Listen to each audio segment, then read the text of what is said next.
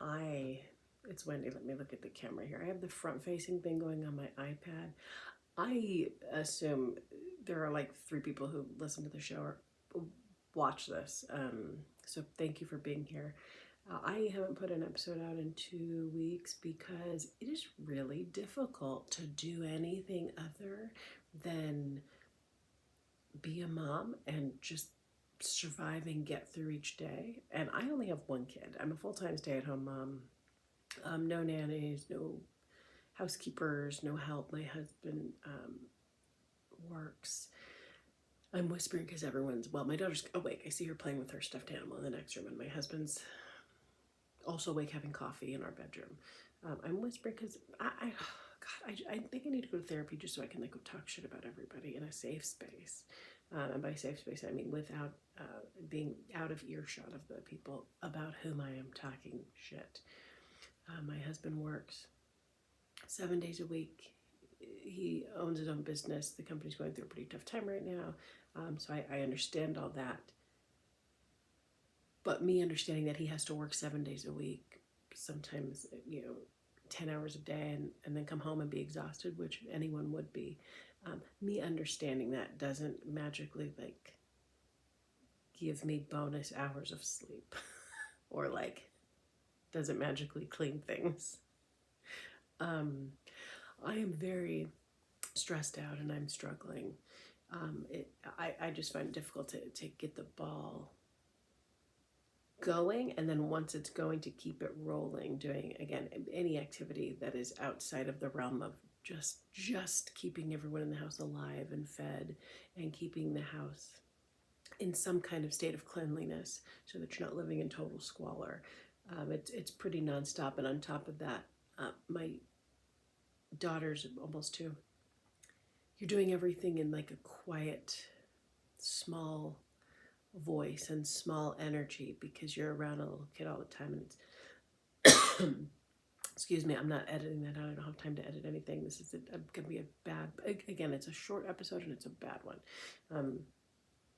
I just find it difficult to do anything. I got up 2 days this week, and I have a little treadmill walking pad thing. It's pretty great. You can run on it, but it slides under the couch, and I've been I'm gonna exercise. That's gonna be, I'm trying to do things that help me feel good and kind of connect to my independent, regular pre-mom self. But in order to do that, I gotta wake up at 5 o'clock in the morning and just pound away on a treadmill, which I did for 2 days, and it did feel good. But to wake up and exercise for an hour instead of sleep feels good. And it's when I did this when I was single, I used to be able to wake up. I could wake up at 5 and work out for 2 hours, 2 hours, not even 1 hour. I know I'm increasing the time, but I'm fucking not sleeping. I feel twisted. But when I was done, I was able to take a nap. I can't do that now. I wake up and it's all right, I exercised, I did my language lesson, I wrote, I shot a video, I recorded a joke idea, so great. And I wake up and I do, 3-ish hours of me activities, and I feel good from doing those. And then it's okay, well, now it would be, if it were my old life, I would go lay down and take a nap. But it's oh, this is mom life. And then I hate that fucking term, but you're already tired, and it's oh, now my day starts. And then you're just going from the second your baby wakes up until they go to sleep. And even if they get a nap in there, it's yeah, you could lay down and take a nap, but also then who's going to cook dinner, who's going to clean, who's going to do the laundry? If you want, it's just, and I don't like to be the type of person who complains and is constantly kind of seeing all the reasons things are difficult. And historically and traditionally, I've been a very positive person. I'm good at, and not toxic positivity, but I'm good at saying okay, well, these are the things that suck, but what can I control, what can't I control, the things I can't control, let me work on those, and the stuff I can't control, don't think about it. That's all easy to do when you're alone, even single, just because you only have to think about yourself. It's wild thinking about, and not just thinking about other people. Like, my life is not for me. My life is in service to my daughter.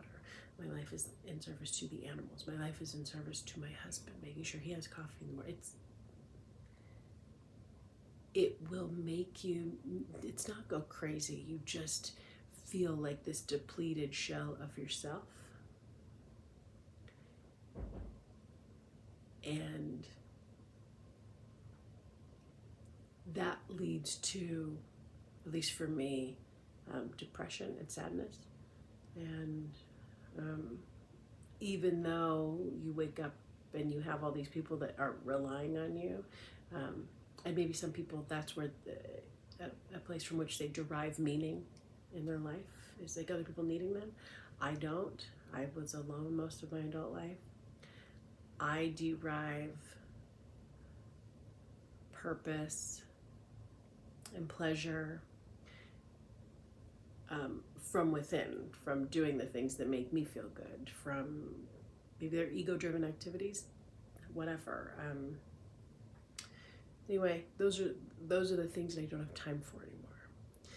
And if I do make time for them, the only way to make time for them is to detract from sleep, or deduct, I should say, is to take away sleep time, which I need. Because if you're not sleeping, you're going crazy. And I gotta go because we're going to the airport to go to Arkansas to hang out with my family. So who knows if I'm not gonna edit any of this. I'm sorry, it's so bad. I'm gonna try better when I get back. Anyway, hopefully this makes you feel better about yourself, or makes you go like, oh, okay, I'm not the only one who's like struggling. All right, thanks for being here. You guys are great. Oh, there's the stop button. This is so bad. Everything is so bad.